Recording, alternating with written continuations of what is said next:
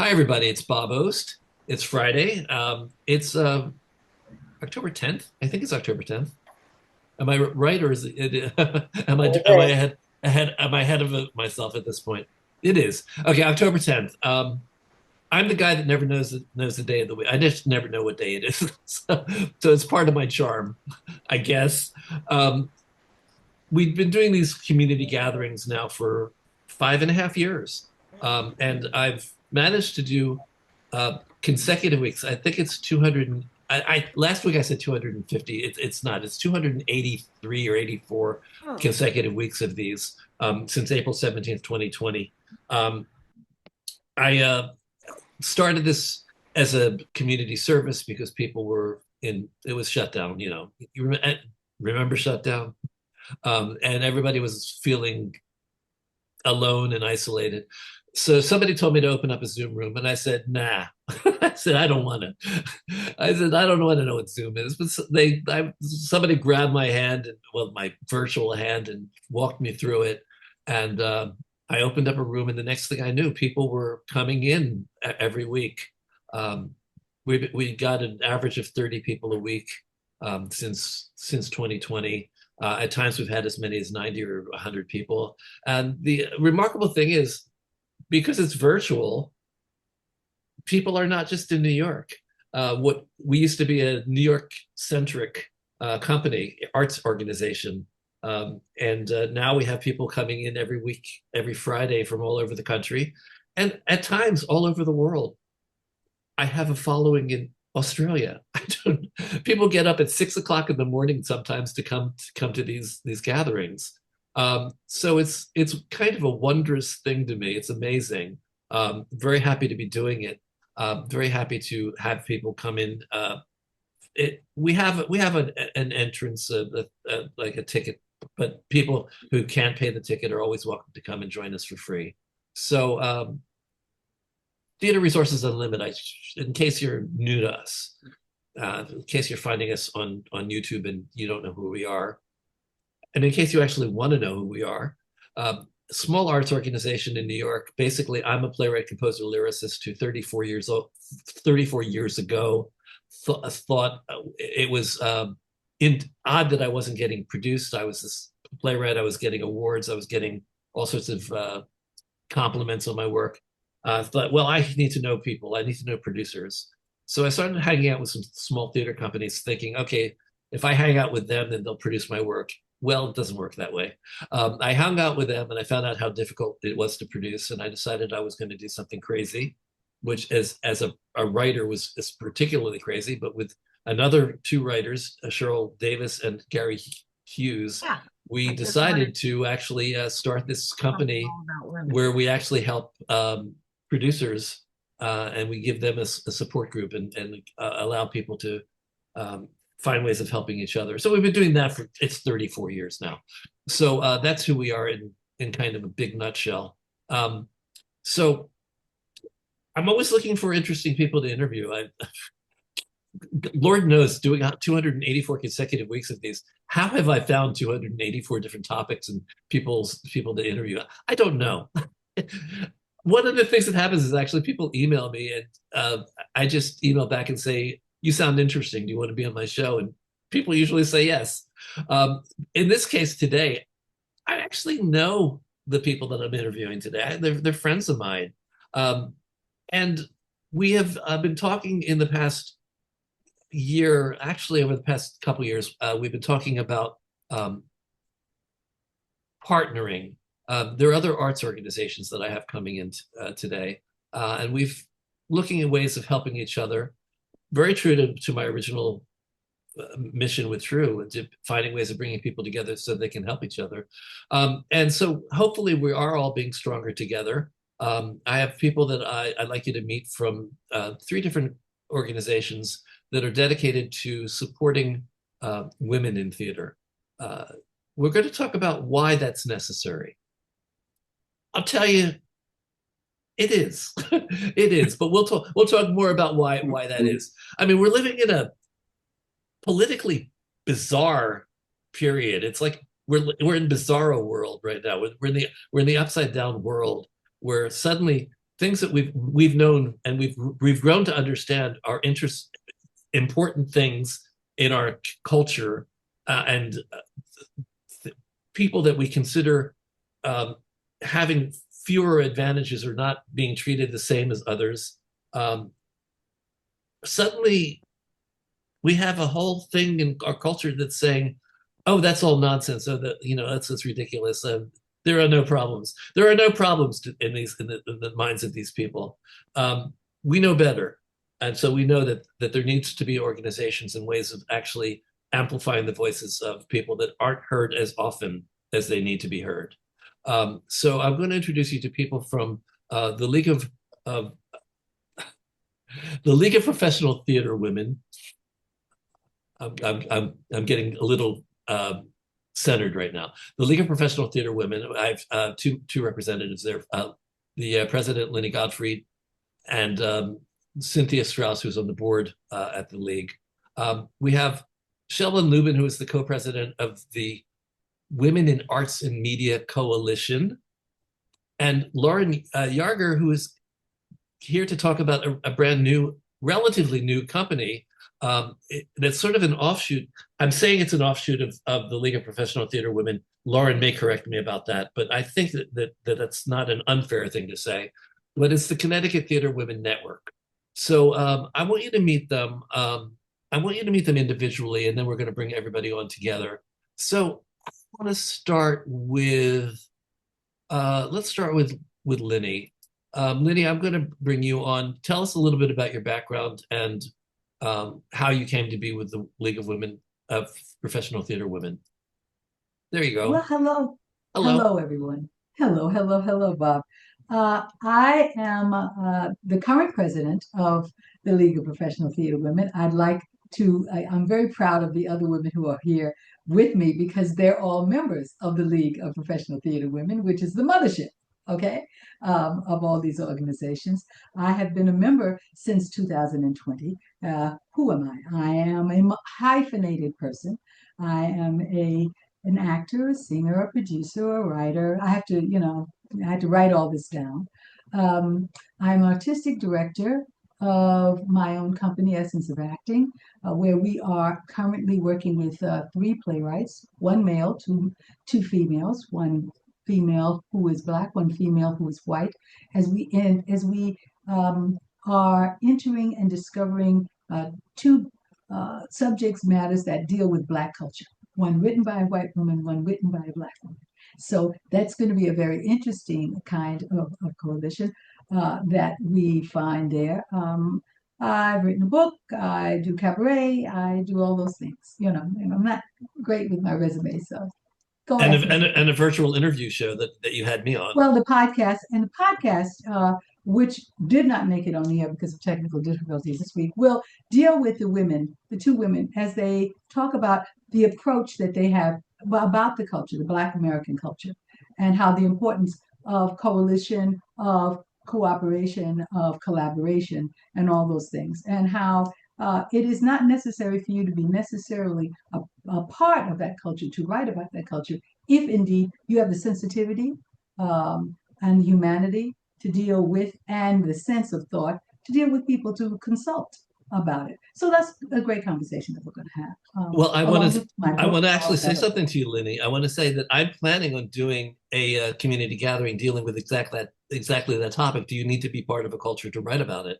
Well, you always, it's a big topic that we Yeah, talk about. I think I that think they call we it have to do. a hot button topic. Yes, I think that what happens is that, am I forbidden to, if there were a play called Schindler's List, for me to direct that? I've been directing since I'm 19. Am I forbidden because I'm Black, a Black American? I don't think so. I think what would make me hesitate if I didn't do the right consultation, if I didn't respect the culture, if I didn't realize that there were many things about that culture that have nothing to do with me, and Well, many things about that culture that have a lot to do with I'm me. gonna move us because I want to have this conversation with you on this show in about 3 or 4 weeks, and we're going to Oh talk about gosh. that. This Here is we something go. that has been bugging me for so long. I really want to deal with it, but I'm Okay, going to bring someone else on right now. I want to keep okay, on Bob. the League of Okay. Professional Theater Women, and I'm going to bring on Cynthia Straus. Cynthia, tell us a little bit about your background and how you came to be with the League of Professional Theater Women and why. Hi, everyone. Nice to be here. And And by I, the way, just so you all know, after we do all the intros, I'm going to have you all on, and we're going to talk about the evolution of your individual companies. So it's really about you right now, and then we're going to talk about your companies. Okay? sure, sure. Well, I have to give credit for my knowing about the league at all to my very first job in the entertainment industry when I was in college. And it was an internship with a woman named Elisa Myers, who was a casting director, very, at that time, very early. And it was the very when the league was founded. And she would come into the office in the morning and say, "Oh, I was at Julia Miles last night. We had a meeting for the League of Professional Theater Women." And she was casting like Little Victories with Linda Hunt at American Place Theater and doing all this work. And I was just a kid. And I said, "Oh, I hope that I can someday have enough experience to, be credible enough to be a member of the League of Professional Theater Women." Look at me now. So lo and behold, I was very young and I wanted to be an actor, and I am. And I have kind of an odd way. I started in film and came back to theater because I got really disenchanted over several years in Hollywood. Um, and I am now, at a certain point, I decided after doing several movies that I just don't know where this is going as I'm getting a little older. So I got certified. I'm a Patsy Rodenberg Associate Voice and Presence Acting Coach. And I have a project that I've produced two and a half times, actually, which is a play about Eleonora Duse and Sarah Bernhardt called Duet. So we did that in London in 2024 for the commemoration of Duse's 100-year anniversary of her death. And I played Duse, and I had done it in Santa Fe in 2008. And we had a pre-launch. We thought we were doing it in 2020. So we did a reading at Torn Page in New York, 2019, and then we got aborted by COVID. Um, and I've just optioned the play, so I am in the process of now taking it to the next level. I'm also writing my own piece called The Dooza Diaries. So I am just this really starting to expand. I just today, big news, flash, breaking news.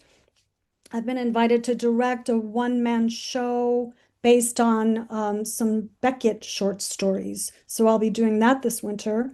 And I've been on the board of the League of Professional Theater Women for going on 6 years. And I've met the most amazing, wonderful women, all of whom are on this panel and many in viewing. Thank you all for being here.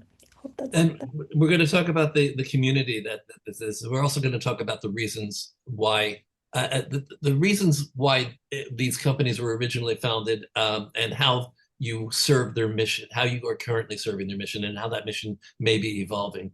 I'm going to actually at this point bring on Lauren Yarger, who actually until maybe a year ago or less than a year ago was also part of the League of Professional Theater Women. So, Lauren, tell us a little bit about why you started Connecticut Theater Women. Well, I still am a member of the League of Professional Theater Women. So actually, everybody on this panel is part of the League of Professional Theater Women, and then we Yeah. have we have the little satellite groups here. So, all right, go for it, Lauren. Tell us a little bit about yours. Well, we were a chapter of the League of the New York League for 9 years, and in the last year or so, we just kind of, as we were making our 3-year plan going forward, we just kind of realized that we had morphed and changed into something different, and that we really needed to be our own organization. That we had outgrown being a chapter, I guess is a good way to put it, and so we took the steps necessary to become our own organization. So now we're the Connecticut Theater Women Network, and we launched as of July 1st, and we're off and running. And Yeah, we just have been crossing all the T's and dotting all the I's. It's complicated to get your own nonprofit up and running these days, but we're there, and so we're ready to go. You also identify as a producer, don't you, primarily? Because just as a contrast to everybody, we have hyphenates, but I know you mostly as producer. Yeah, I produce. I have a company called Gracewell Productions, and I mostly have been producing up here in Connecticut some reading series in different places. I'm also a theater critic, so I review theater in New York, Broadway, off Broadway, and in Connecticut. I'm a member of the Outer Critics Circle, and so do that too. Okay, so I'm going to bring on our final guest, who is Shellen Lubin. And Shellen, I've known you for a long time. I don't think I even knew what Women in the Arts and Media Coalition was when I first knew you. No, I don't think either the League or the coalition existed when we first met as two songwriters through our mutual friends, Mark and Mark. Oh my God, Mark and Mark. Yes, yes, Yeah. yes. Rest in Oh, peace. those many years ago. Yes, yes. And yeah, I'm looking forward to talking about how the coalition actually was started by the League. So it's fitting that we're all League members also.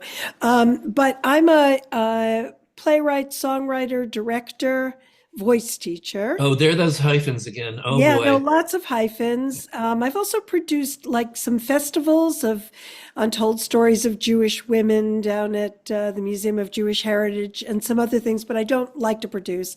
I have been a member of the Playwright Directors Workshop at the Actors Studio for the last 10 years, and I do a lot of work there. We just had a huge festival where I directed 2 plays for that.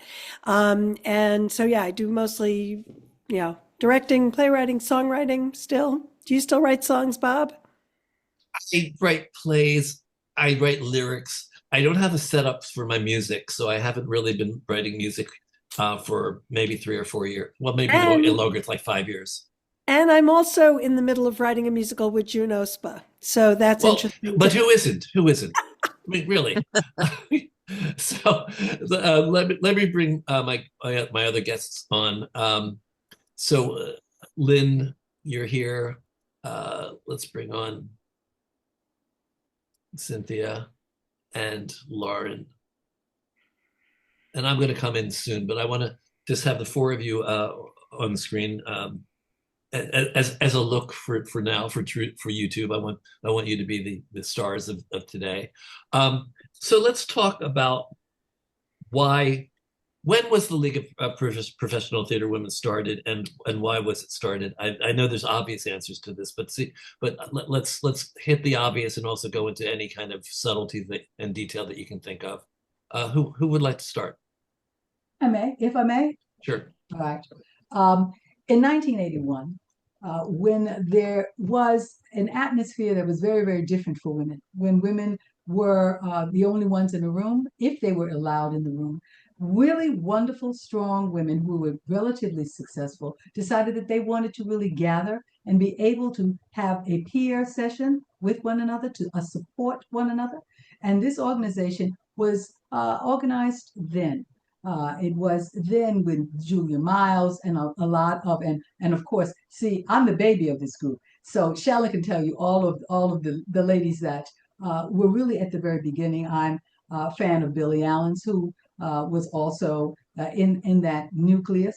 And it was absolutely necessary for women to be able to gather together and support one another, to hear each other, to share their experiences at that point in time, because most of the time they were the only women in a room at the table. And that's the only way that you got things done. And this organization was the mothership of that in 1981. There, and therefore, women really gathered there. They wanted to be able to be around these women to share, and we still do that today in our coffee hours and all of those programs that we have, the director circle. We share our experiences, because I will say this, that you have to be diligent. You cannot say it's done now and we don't have to do anything anymore. We will always have to do something. We will never forget how it was, and we will always be working toward it because there are different things that come along. And I have to say this also. There is a women's movement, there is a Black women's movement that is different from the women's movement.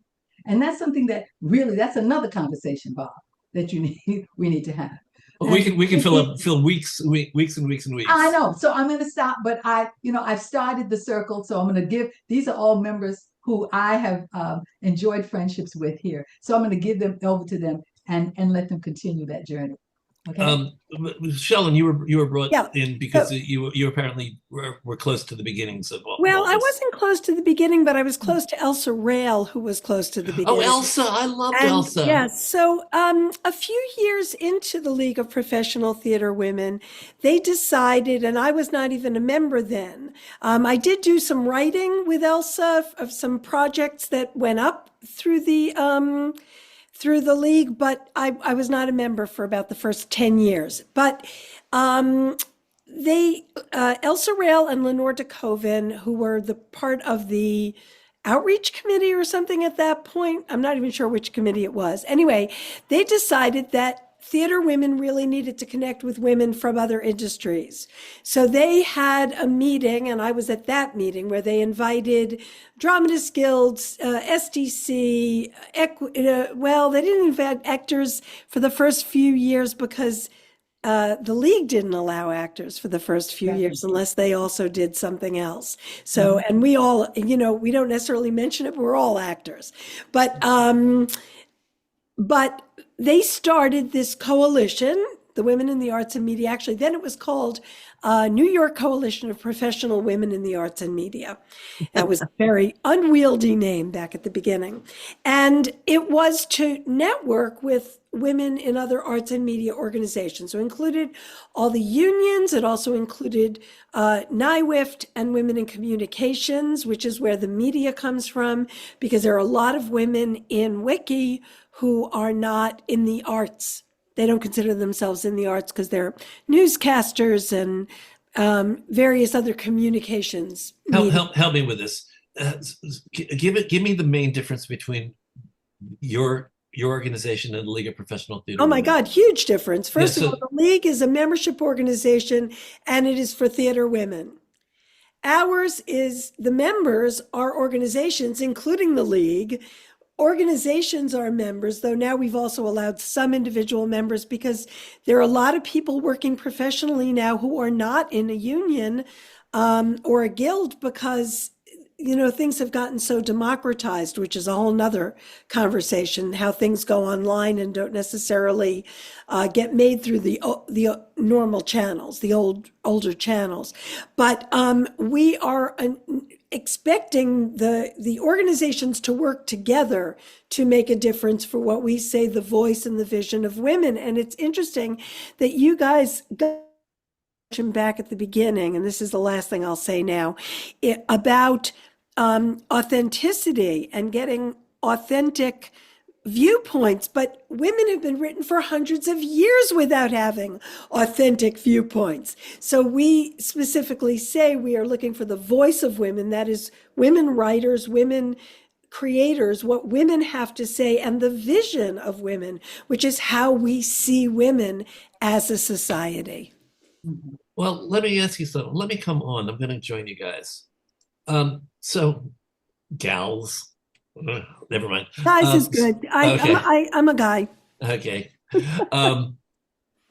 So what was I was coming on to ask you a question, and I actually interrupted myself.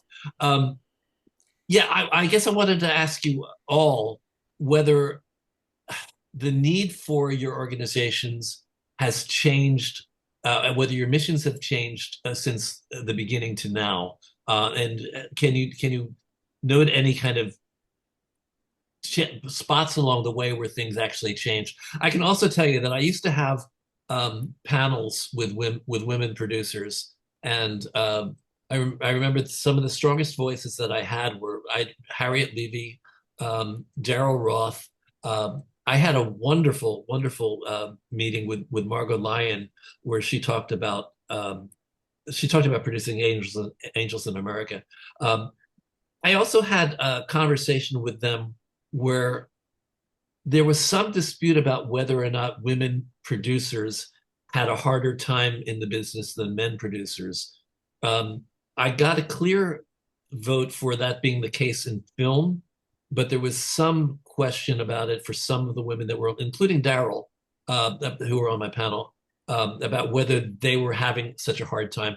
I do think that women producers are viewed differently and often treated differently than male producers. And I'd like you to tell me whether you think I'm right and tell me what your experience has been, especially you, Lauren, because you are a producer. Yeah, I mean, I think that there is a difference. There are a lot of women producers, which is great. A lot more now, yeah. Yeah, I mean, there have been traditionally, and so that's good. How many women lead producers are there? That's a question. Not as many. Most of the lead producers are men. I Yes, definitely we have have. Sue Frost. There are some, but I mean, Yeah, overall the number would be, I think, more men lead yeah, producers, agreed. um, who call the shots really with the shows. I have been witness to, some kinds of, women are allowed, they have money, you want their money, so you kind of pay lip service to them, but they don't really get to have any say about things. And I have seen that happen. So there's definitely room for growth there. Uh, Definitely. But there are a lot of women producers, so it's not like there's just one in the room. The numbers are growing, and that's good. Well, again, we might as well, since we're a producers organization, we might as well just state that there is a difference between a lead producer and somebody who is a money raiser. We now call that used to be called investors. Once upon a time, we had investors. Angels. Angels. Angels but Yes, that's it. officially Angels. they were Yes. called investors, and they were proud of being investors, and they didn't need anything more than that as a title. But over the years, what's happened is that in order to get people to invest in shows, they have to come up with carrots to dangle, things to make them more interested and more willing. And one of the things that actually shifted was that for a certain amount of money that you raise, you get a credit as a co-producer. A lot of co-producers 30 years ago would have been called investors. Um, Mhm. so I would say that my observation, and I'm not in the trenches like you all are, because I'm a guy and I'm doing a not-for-profit arts organization. Um, I don't think that women are quite have the equal voice that some people assume they do, and I think that there's still a lot of work to be done. And I want to know if you disagree. Let me know. I'm going to do my Rachel Maddow. I may have this all backwards, so let me tell me if I have it all wrong. I Uh, agree. I'm sorry. I was going to say about Daryl. I think people, I'll just say this one thing. People have a tendency to think that whatever their experience is a viable experience that a lot of people have, but it's not always true. And so the fact that someone has a particular trajectory in this business does not mean that anybody else is given the same opportunity to have the same trajectory. So yeah, there's a lot of difficulty. That's all I wanted to say. Lynnie, it's all yours. No, no, thank you, my darling. No, I'm going to go back a little bit. The first thing you said is, has it changed? Everything changes. You know, everything changes, and so you have to adjust to the change. Do women have it difficult more than men? Yes. We're not going to play around with that. What happens is when people are asked to interview, you then ask people who are very successful, and they're successful in their own individual right, and they're telling you what their own experience is, but they cannot represent the whole spectrum of people that are in that field. So what you have to do is relate that to them individually. We are actually having in communication with Dal because we're going to do an evening for her new play Liberation. The league is going to do a whole night coming there. So I'm in communications with her, and she's absolutely lovely. Oh But would yeah. I compare her to other producers that I know who are struggling? No, so that you can't, there's no broad street. There's no, you can't broad strike it and say, well, it's a little bit, it's better, when you get someone on a panel and you say, well, it's really better now. Well, it's better for you, but it's not better for everyone. I want to quote a producer. I'm not going to tell you who the producer was, but this was a woman, female producer who was on a panel with me. And she said that there were times when she was working with an investor where she had to bring in the guy to get to close the deal. That she, as she said, she's very frustrated about it, but she knew that she could reach a certain level of conversation with a prospective investor, but then she would have to turn to one of her male associates to bring in and close the deal. Do you want to talk about that? I mean, Lauren, have you had any experience like that? I haven't. I like your Lynnie and Shellen were saying, I think everybody has individual experiences. I mean, I have not had that where I felt like I had to bring, a guy in to close a deal or something like that. But I definitely have had experiences where, because I'm a woman, the conversation is different with me, for instance, than it would be with a guy, or definitely is different from the guy who comes in next to the conversation. So again, it's an individual thing, but I definitely think that, it's not where it needs to be, just because, I might not have had that difficulty doesn't mean that, somebody else didn't have it just yesterday. I mean, it's definitely still a thing. I would like to. Jane makes an important statement. Yes. Producing is about access to capital. Historically, women have had less access to capital, so it is a harder road in general. So let me bring up something about that. So Martha Richards, who is also a member of the League and runs the organization Women Arts, which is a member of the coalition. So, we're all hooked into each other. Martha Richards was the managing director of Stage West, and 30 years ago she left that when that still existed in Northampton and started Women Arts for the purpose of raising money for women artists to be able to do their work. So it's a very interesting thing to bring in this light. And she said she had no idea how hard the road would be. And this is with foundations, with donations, with how hard it has been and she works hard at it and she is good at what she does. But to raise money for women artists has been the hardest hoe she has been ever. And she was able to raise money for Stage West, hand over fist. Trying to raise money for women was just so hard. Cynthia, I know you to be very, very mission oriented and very goal oriented in terms of your own life and also the League of Professional Theater Women.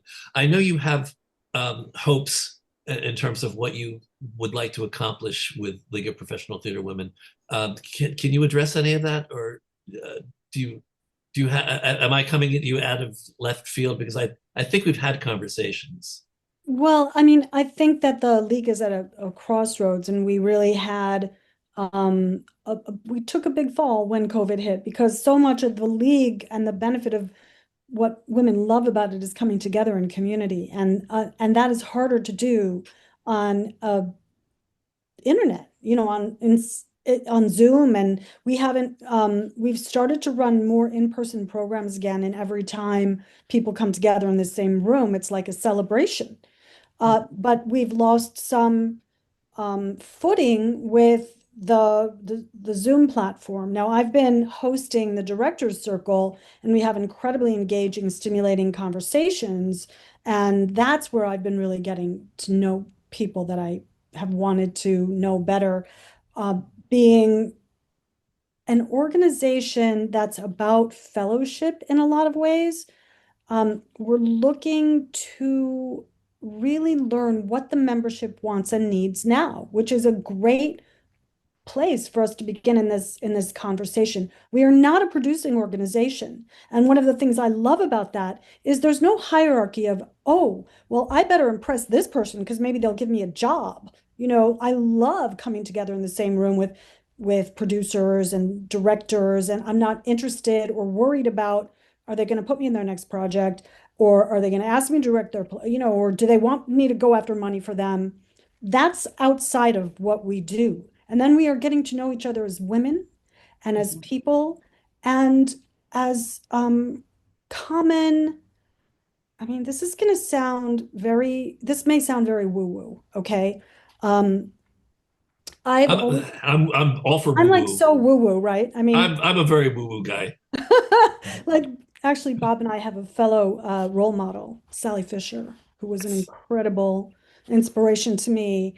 And I've known her, she and my mother are like soul sisters, but she was a Broadway producer. She was involved in the Tap Dance Kid and in the show that Holland Taylor did about Ann Richardson. She's been both an investor and a producer. Anyway, she's a big role model for me.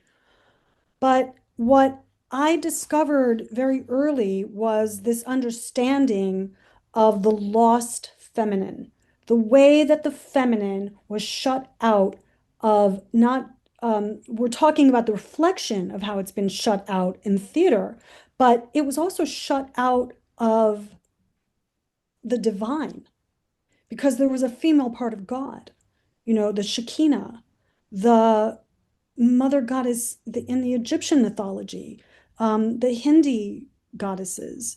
And even if you take to these alternative ideas, and I certainly do not ever wish to offend anyone's faith, because I think that wherever we have faith, we have hope. It is when you are without faith that you are lost. You can get lost and get into a very dark place. So to me, bringing the feminine up through the theater is a reflection of bringing the feminine, infusing the feminine consciousness back into our world, and we're badly in need of it in humanity. So that I don't know if that makes. It's very Well, special. It's I lovely. think that you go to the source, rather than the symptom.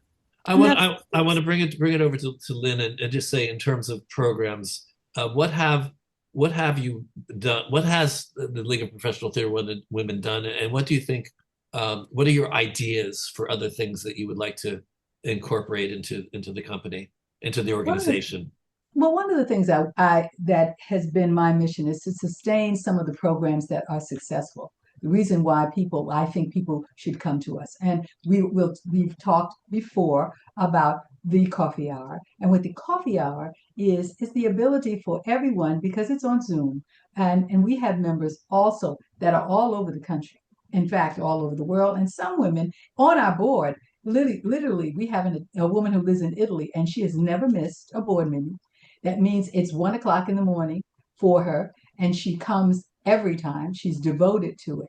It is the programs that bring us together in sistership, in fellowship, are the most important things I think that happen in this organization. And I've worked hard. I worked hard when I was VP of membership. I used to use my own Zoom so to make sure that women had the opportunity to come there to talk and find and share the things that have happened to them. It's about the sharing that you learn. We've had writers come to the producers, and Lauren was head of our producers circle, and she was wonderful. We had a great time. And we had writers come in and ask us questions because they thought, well, I'm not a producer, but I'd like to understand what is your thought process. Those kind of programs that we offer that come there, that are monthly programs, they are geared for you in the afternoon. They're geared for you in the evening, the coffee hour. You have directors. We're working on the playwrights program. These are programs that are very important. But I think that are unique in that they bring us together as peers, no matter what level we are on. And I'd like that's to. what I'd like to say that I think True very much is dedicated to that. Basically, our whole mission is about helping producers, but it's also helping artists understand producers.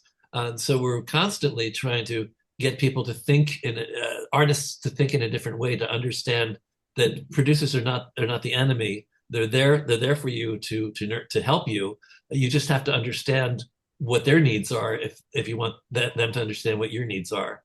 So But also, not to cut you off, but it's not just producers and actors. It's all the artisans, the stage managers, the lighting designers. That's what we have in this organization, and we encourage them to come in so that when we meet them in a professional environment, we have a companionship there. We have a bonding that's happening, because what happens is sometimes even still we're the only ones in the room. So we have that.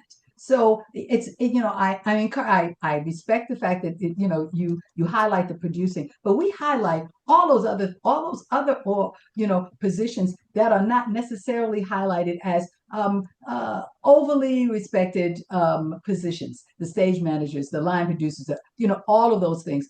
All of those positions are very, very important. My love in life is stage managing. I was going to say, I call it a stage manager. Whenever I find out somebody's a stage manager, I said, "Oh my God, that's gold! That's gold! You have no idea." I've just pushed into performance. I'm sorry. Go ahead. I just wanted to say, and this goes a little bit with what Cynthia was saying.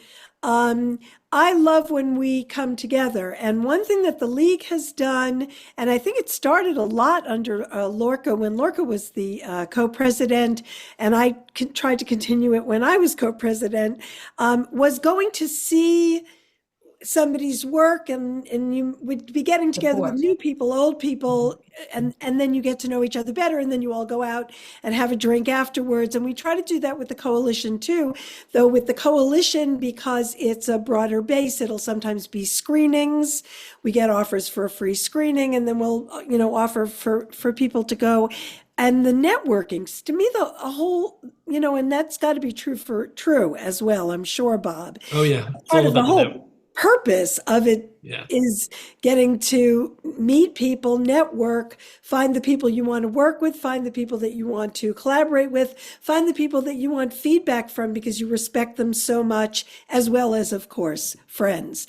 And so I'm hoping that we can do more and more of that as things are opening up more in the world. But that's one of the things that's been frustrating, I think, because when people don't go online and there aren't the in-person options, then they start to feel disconnected and they don't think it's for them anymore. And I think that's one of the reasons that we're with the League in a kind of tricky place. Well, if I may, I think what we have to be, but I am a component and a proponent of Zoom only because I don't believe that it's the enemy of in-person.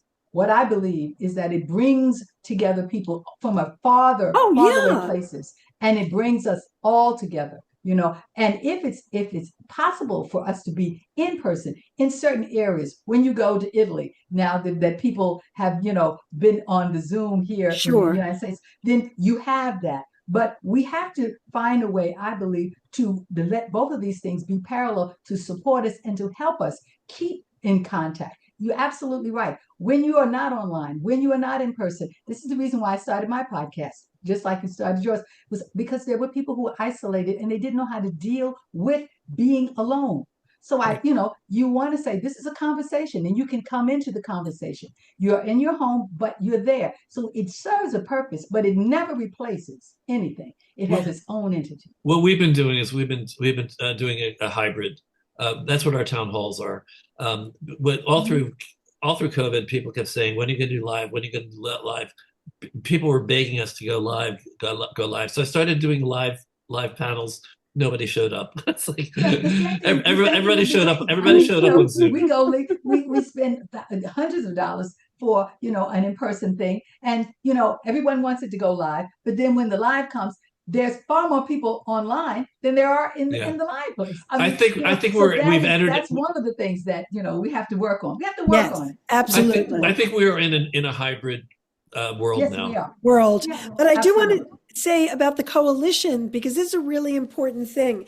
So our next in-person event, which is going to be Saturday, December 6th, is our collaboration award. And this started by a woman who was representing the League. So she's also a League member, Cindy Cooper, when she was on the board. Cindy's here right now. Do you know that? Oh, no. Hi, Cindy. Well, she started it. The collaboration award was specifically, because this has also come up today, to award two women from two different disciplines working together, because too often on major projects, only one woman would be in the room. And so this award, I mean, the awards have already been given. We've already announced the winners, but we're going to be having this event on December 6th where we're going to be honoring all of these women and having them talk. And I have to tell you, every time we've done a collaboration award, hearing the women, this is what we do. We have the women who are being honored get up and talk about working together. And it's always different. It's always exciting. And again, this is referring back to something Cynthia was talking about. The way of working is different. And this is what we don't honor enough, is that we do things differently. And there is beauty and value in that that sometimes is not recognized by a culture that is so goal and objective oriented. Amen. I don't think I disagree with anything you said. Let me think. Lauren, what are your goals for your company is relatively new. I mean, you literally just formed it. Yes, Do you have any specific goals in mind? we do. We're going to reach every woman working in theater in Connecticut. There are a lot of them. There are a lot of women working in theater. Connecticut is very different than New York. One of the reasons, hence, we needed a different organization, but it's very large geographically. And we have, I forgot now the count, but it's somewhere around maybe 16 or 17 professional theaters throughout the state. Those are the equity contract theaters, the Lort theaters, that kind of. Then we have hundreds of other theaters in Connecticut, where some of them are community theaters. They're all volunteers. Some of them are community theaters with paid staff. Some of them are community theaters where they do pay the actors something, a stipend. Some of them don't.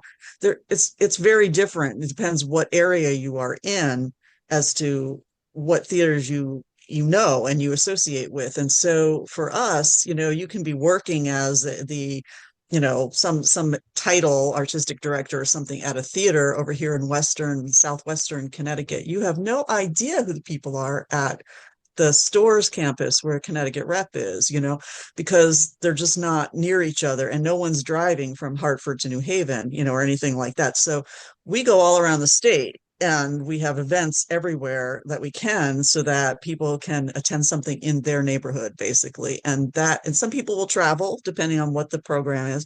We have a program we're doing in November called Photo Shoot 101. And we are having a couple of the marketing professional and the staff photographer from Goodspeed Musicals are doing a webinar, not a webinar, but an in-person seminar for theaters about how to take production photos. How do you capture great shots to help publicize your events? Now, a lot of the professional theaters in Connecticut know that and have somebody who does it for them, but a lot of the other theaters don't.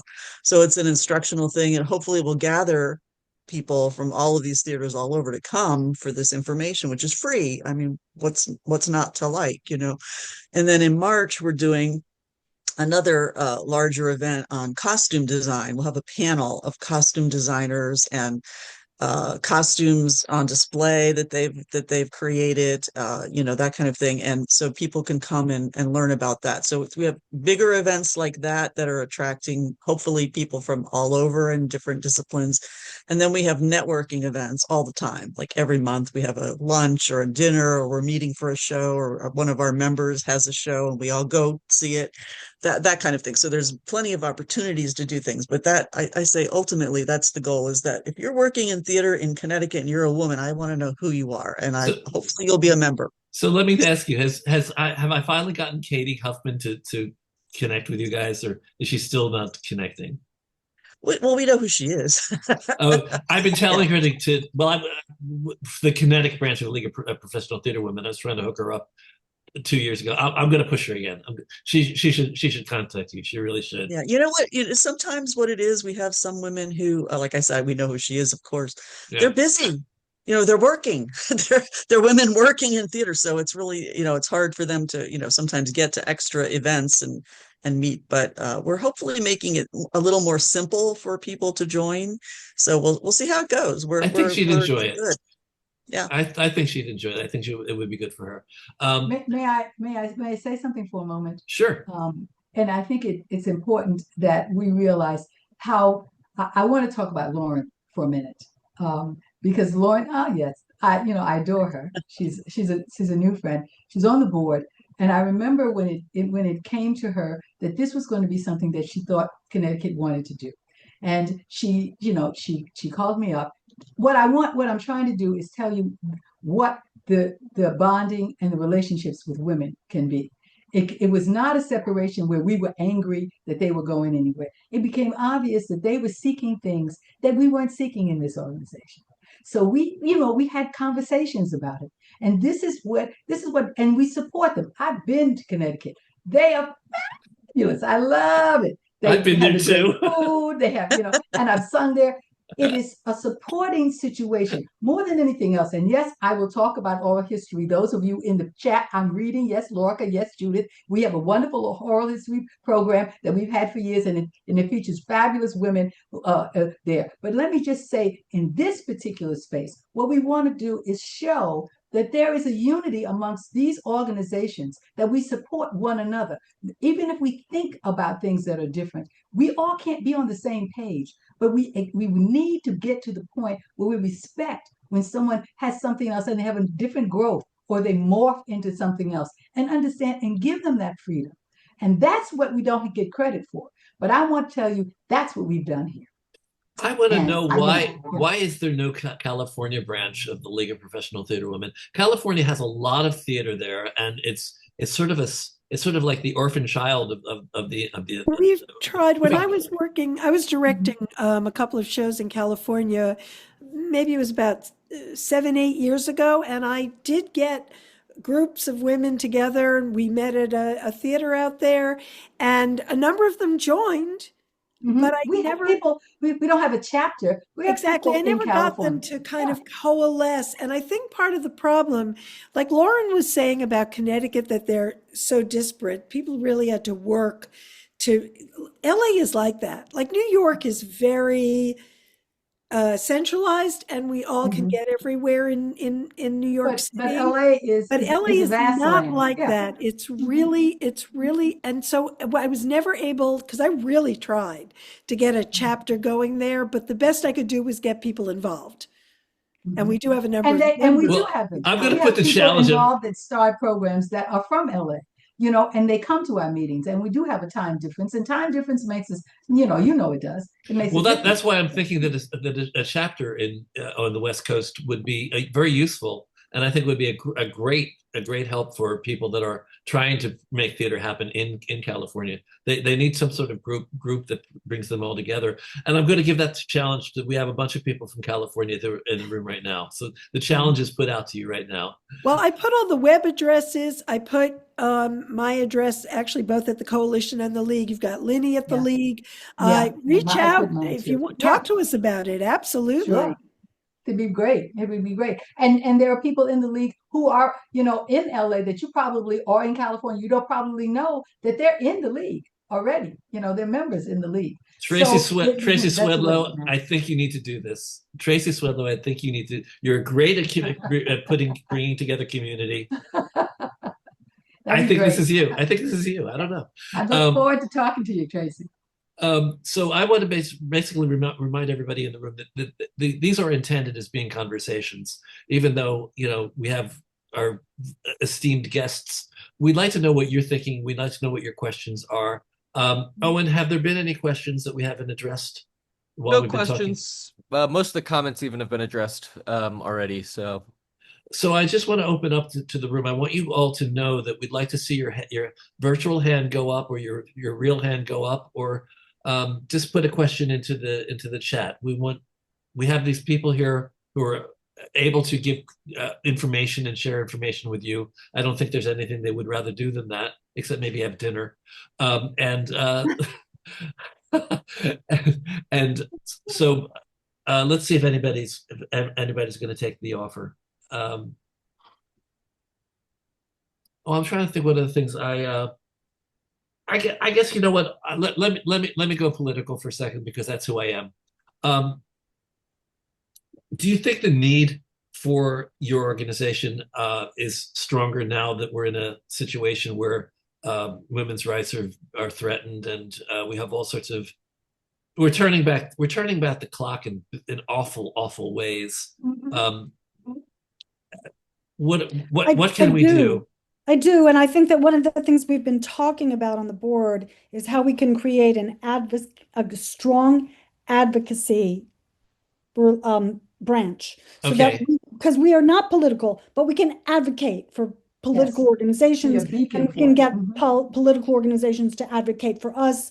And one of the things I find very inspiring is that Hillary Clinton was a producer on SUFs. Yes. So now there is kind of a way that stand that she took, getting behind that project, which of course did very well on Broadway, and I thought it was an incredible show, the history around the suffragist movement.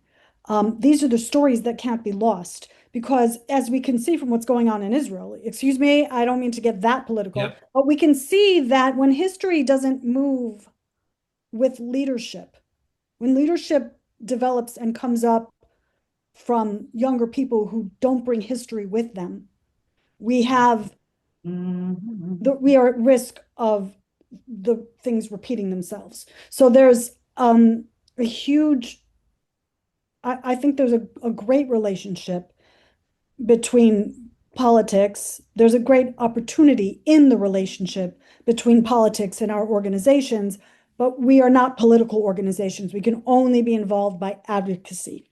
That's right, Lynnie? Yeah. I think, yes. Here, Shellen, yes, Shellen. yes. Yeah, I would like to also say, and now I'm going to bring in another thing, which is the democratization of media.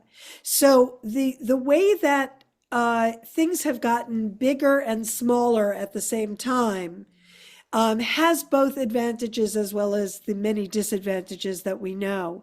And the advantage is that if you are willing to go in a different way, in a different direction, you can reach people. You may not reach millions of people, but you can reach people. And so there is a way that people are finding to have their voice be heard in new and different ways. You may have to work harder to find it. And you may have to work harder to find your audience, but it can be done. And I also think that the pandemic, we started thinking, and I would love to see more of this happening, about why are we not going back to putting theater in places where everything should be theater, in the laundromats, in cafes, and why do we feel like it has to be in a theater with 600 seats in order to justify its existence? So I think that some people are thinking in new ways, and I think that more different things are happening. It just doesn't necessarily follow the old model, and it's not necessarily making a lot of money. So these aren't necessarily commercial or capitalistic answers, but they are affecting minds, and that's what we can do, because you bring up this moment in time. That's so critical in this moment in time, is to be getting stories out, to be getting not just information, but stories and songs, because that affects people. You tell them about 100 million people being murdered, it means nothing. You tell them a story about one person that engages them, and it has meaning that the facts just don't even have. Okay, I'll go back to what I say almost every week. Politics is where people go to fight. Art is where people come to listen. And I think that's one of our duties. Our duties as artists is to tell the stories. Tell the stories that aren't being told, and to help people understand that the other isn't so different from them. I have to say that the reason why I got into being, because I was political when I was in high school and college, the reason why I became a person who was dedicated to the art is that I wanted to be someplace where I had the freedom to be able to tell a story, and to lead people into a vision that maybe we are the leaders of visions, that we don't follow the society, we lead the society, we tell them where they can go. and that's a freedom that you don't have when you're dealing with politics. In politics, you have to be in the moment, and you're under the pressure of a whole lot of other things. So, I love the fact that we are an industry that is filled with artists who have the freedom to breathe and to tell stories. That's what I'm in this for. I'm not in it to take up sides. I don't want to hear about sides. I want to let us go forward as a society, as a unit, as a people together, not divisive, but as in togetherness. And Well, that's what I love about the arts. That's this- where I think the arts should We talked about this. We talked about first rights, the First Amendment rights last week, and we talked about the fact that there's pressure on many aspects that support the arts of not supporting certain aspects of the arts. DEI has come under attack, and it's just the silliest thing in the world. By the way, I want to welcome Yvette Heiliger to the room, and I also want to. I see that Patricia De Benedetto is with us, so welcome to Patricia and Hannah Roth-Seavey and Beth De Schreiber, all of you. There are. Lorca, are you still here? Because I know your hand was up for the longest time. Lorca, are you there? Did we lose Lorca? I am here. Oh, I okay. stepped away for a second. Thanks, Bob. No, I was just going to answer give one idea for the question that you had posed about how today has changed what we're doing.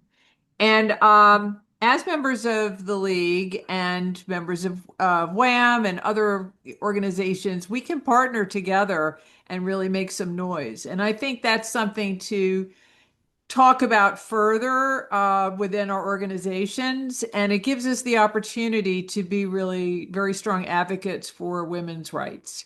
And we're not a political organization, but we can find ways in which we can, make our voices heard as a collective unit. So there's power in numbers, and I'm very excited about those opportunities. Yes. Thanks, Lorca. Thank you, Lord. We have a couple I'm questions. cooking dinner, so. Oh, okay. I will be doing that soon. Since Owen left, Aisling, are you still here? Jay, are you still here? Yeah, I'm We're still both here. but yeah. Okay, so can somebody pull questions out of the chat? I know there are a couple. There's maybe just a couple, not that many. Yeah, I see. Yeah, we see one from RK. With fundraising noted as an issue, what idea strategies can be investigated to bring more female investors to support their producers? I want to say something about fundraising. I think this is important to be said. And in my limited experience, money is always the thing that makes or breaks whether something can happen. And too much of the time, there's a lot of fear around money. I think money and financing, the opportunity, money is there, it's out there. And there has to be a marriage between sources for funding and the people who need it. So I think there's a lot of corporations that look for places to sponsor things that they think are important. So finding corporations that have female leadership could be just as important, to corporate sponsor, could be just as important as women's projects. So if we can find a way to build a bridge between female corporate executives and female artist organizations, I think that's a very worthy exploration for people on a producing level, for playwrights. And the other thing is, a lot of times, I know that we've been talking, I don't want to say too much about it because we're in very early stages, about how to get more female playwrights supported by the League. And there was a thought about if the playwrights could each come in with a certain amount of money. But then there's the question of, should people finance their own stuff? And I personally just want to say, I don't think there's anything wrong with, Jane, I want to know what you think of this, but I don't think there's anything wrong with people putting a little bit behind. You got to put a little bit behind your own efforts. You got to have a little skin in the game. It certainly doesn't mean that you're going to finance your whole project, but I'd love to know what people think about that. Well, as a writer, I could say that if you have the money, it's a very good use of your money to support yourself and support your career. I don't object to it. I don't expect people who can't afford it to do that though. And the more artists that I know that can afford it than who can, but the ones that can, I think are very confident and very comfortable with. I know I create. I'll use money when I need to create an opportunity for myself. Anyway, Jane, let's get to Jane. Yeah, Jane is certainly have something more controversial to say than I am saying. I think it's fantastic to think of places that are potentially aligned with whatever mission it is and supporting women at all. But I think it's also as important or more important. Those of you who know me know I use baseball analogies a lot. No one ever looked one out of the park. And by that, I mean, if you don't ask, you will not receive. And part of the problem, I said earlier in the chat, access to capital, and women traditionally have less access to capital. Women traditionally, generalizing, are less educated about finance, less aggressive about finance. And so the tradition of venture capital not supporting women's projects by enormously large percentage is overwhelming. Theater is similar. It's a private endeavor. So to me, the best way that we can promote our own projects is to become financially educated and learn how to ask. Mm-hmm. And I will say, to True's credit, and with a little tap on my own back, but the producer mentorship programs, the classes, the foundation and masterclass. I mean, I know in masterclass, it's all about educating people into what the process is so they can be smart about talking about what they're looking for and how to ask and how to pitch themselves. The writer producer speed dates, the boot camps and financing. But we could have, there could be, there are there's piles of money out there, millions and trillions, billions of dollars of money out there. And you get these, like startups with a 0.000 less chance of succeeding than a show that are being, they get $100 million and all of that because people ask and they make the connections to figure out how to get to the people who have the money. So my message to people in this room is figure out how to get over that hump of, oh, what if they don't like me? Or what if particularly like all of you who are actors out there, you go to auditions and I don't know how many successes you have versus failures, but you go to auditions, you expect no's, you get a lot of no's, and then every once in a while you get a yes, and then great, you get a role. But when you're asking people for money, if you ask 10 people and one person gives you, it's like, woohoo! But you have to keep going out there and knowing that people are going to say no to you. So, that's my message. I don't know if that's controversial enough for No, Bob. no, it's not controversial. It's perfectly fine. I wasn't very sure. realistic. I wasn't sure which Jane Dubin we were going to have. Yeah. Yeah. I could say other stuff, but no, you can. Today I'm an advocate for women. That's all. I saw a couple other questions. Karen Barbanel wants to know: are there league and WAMC programs for playwrights seeking entry into the theater world? Are there any entry level programs? Not really. At this point in time, we are actually establishing a playwriting program.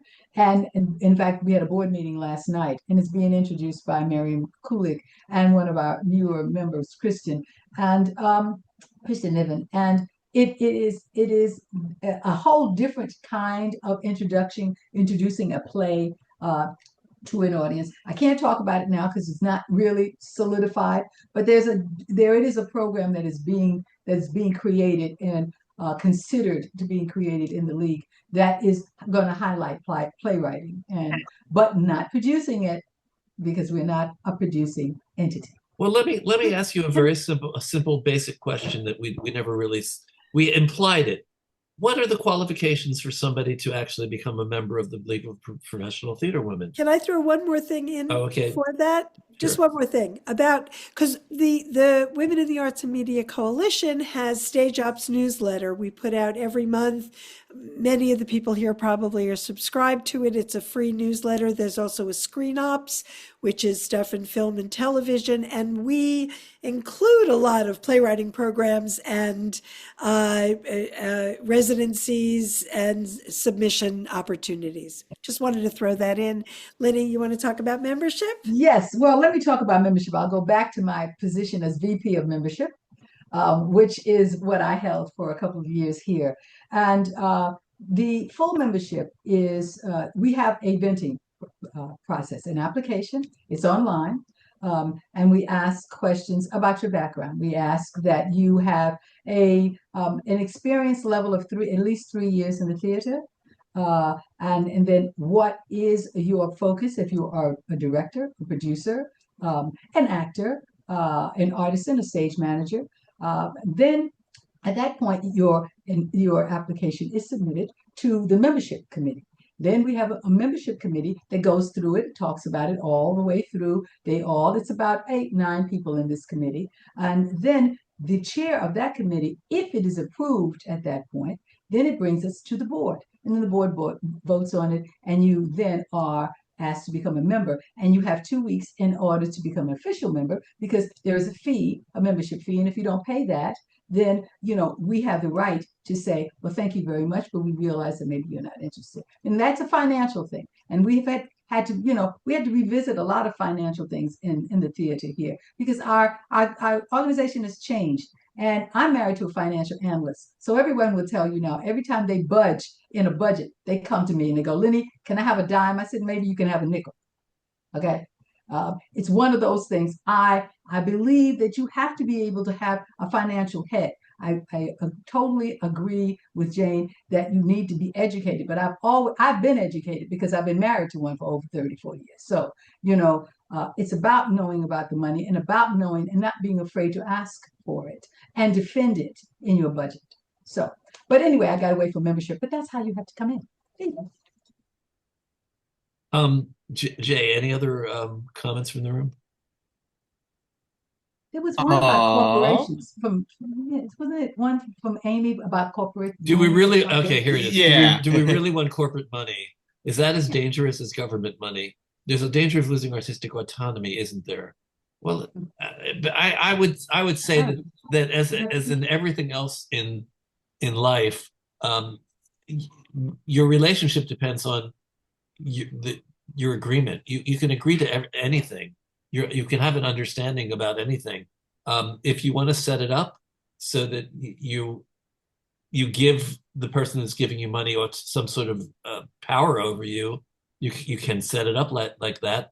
Or you can have the conversation and say, we are assuming that this is money that you will not be, or what are your stipulations for giving us this money? I guess that would be the way. It's all about conversation. People don't talk enough.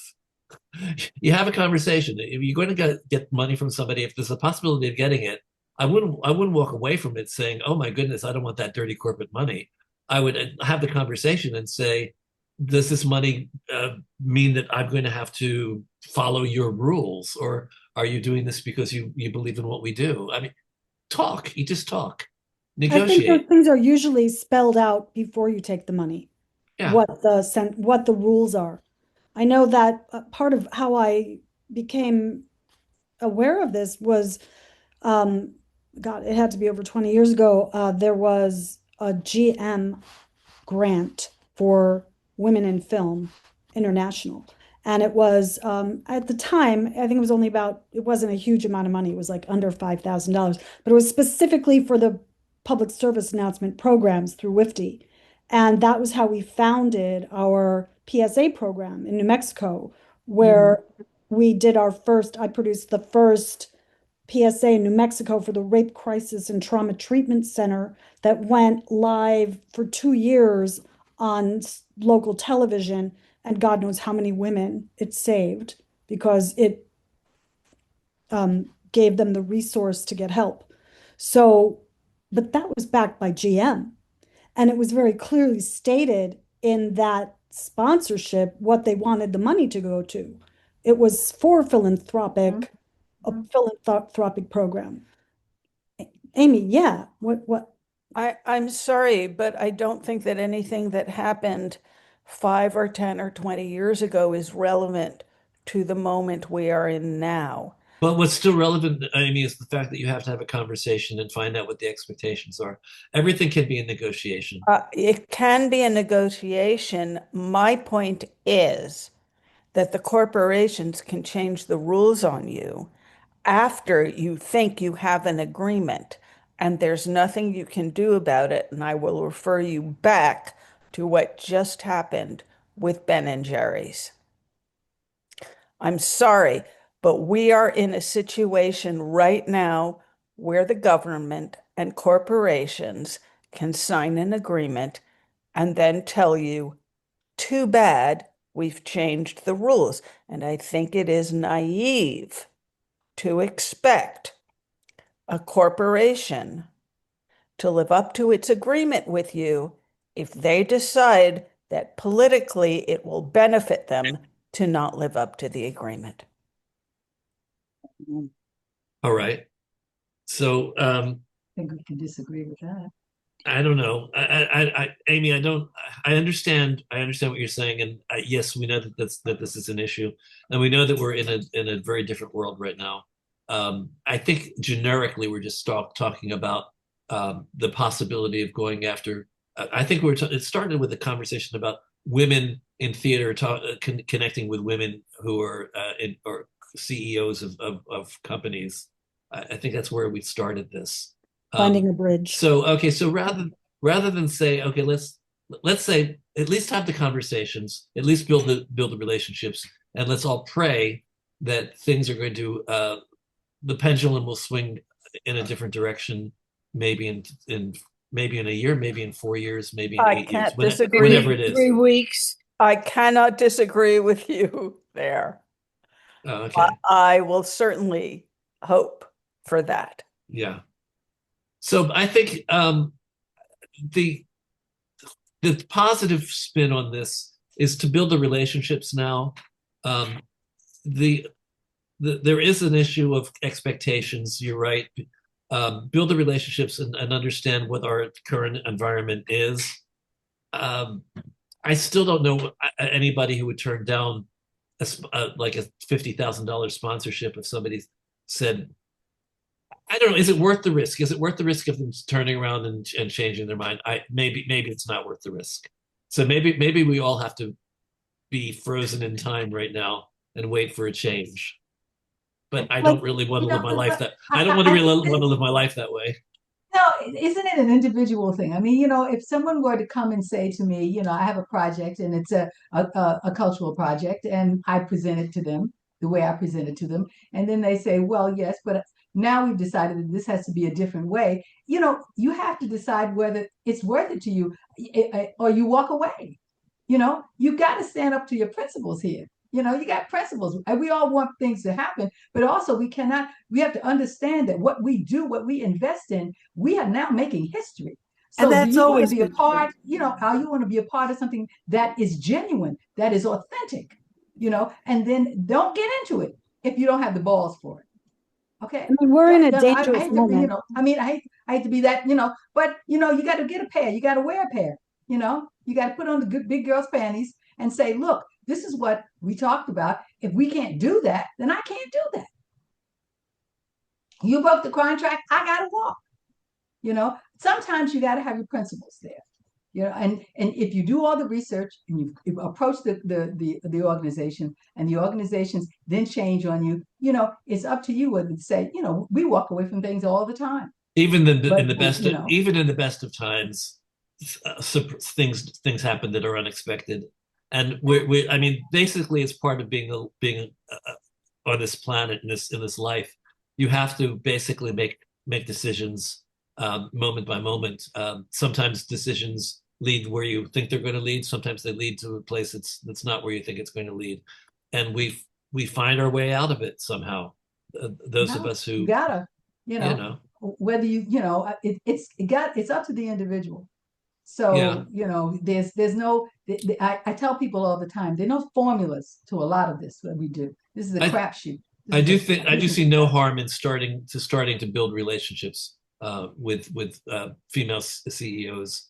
Um, that I think that and was they one of will they will show you who they are eventually. yeah. It's also about, build your radar, build your antenna, have some street sense, know, what you're going into, get the background, this is a business. It is a business, and you come armed with that information, so that you are as strong as the person whose office you're going into, whether they're a man or a woman. And I don't care which one they are. See, but my background is different. No door is locked for me. If it's got a handle on it, I'm going through. Okay. So I don't talk to always me I about always say closed never doors. never close the door before you actually peek behind it. I always look to see what's on the other side, and then I make a decision about whether I'm going to walk through. Jane, is your hand up anew, or is this Yes, okay? Go yes. for it. Um, I think that there are two different, well, there's two ends of a continuum of how people relate to people in the world. One is more trusting and one is less trusting. I think if you're less trusting, taking money from anyone is a challenge, because money, it can be corrupting. If you develop relationships with people or with organizations, I'm president of the board of a nonprofit that deals mission amplify the unheard voice and unheard voices. So we deal with a lot of nonprofits. We deal with government. We didn't get our NEA grant this year. We actually got our NEA grant paid. That's an example of the government changed. A lot of people got screwed because NEA pays in arrears. Maybe that's not a grant you should go for if you can't afford to put the money out, in the case that it doesn't come back to you. And probably a lot of organizations are no longer applying for NEA grants for that reason. But if you are someone who can develop relationships, individuals are going to support you. Get the money get the money in hand. When people pledge, they can change their minds later. When organizations pledge, they can change their minds later. You can't be reliant on one person or one foundation or one organization. You have to diversify your sources. It's really hard work. I mean, raising money and sustaining a play, an organization, whatever it is really hard work. I see Joanne. I mean, if Joanne is co-producing, she knows you solicit a lot of different people. You have to have a lot of different kinds of sources, but there has to be some, like Ben and Jerry's. Yeah, I mean, that's an unusual circumstance. They were bought out. When people get bought out, things can change, but you can't. I mean, if you go into every situation thinking, well, they're going to change their mind, then that's not a person that you should be dealing with to begin with. You have to determine, like Bob, you have to decide whether the risk is worth the reward. But if the cash is in your hand, try to get it back. You gave me the cash. You told me you were supporting my project. I'm doing my project. You gotta have just open and honest conversations.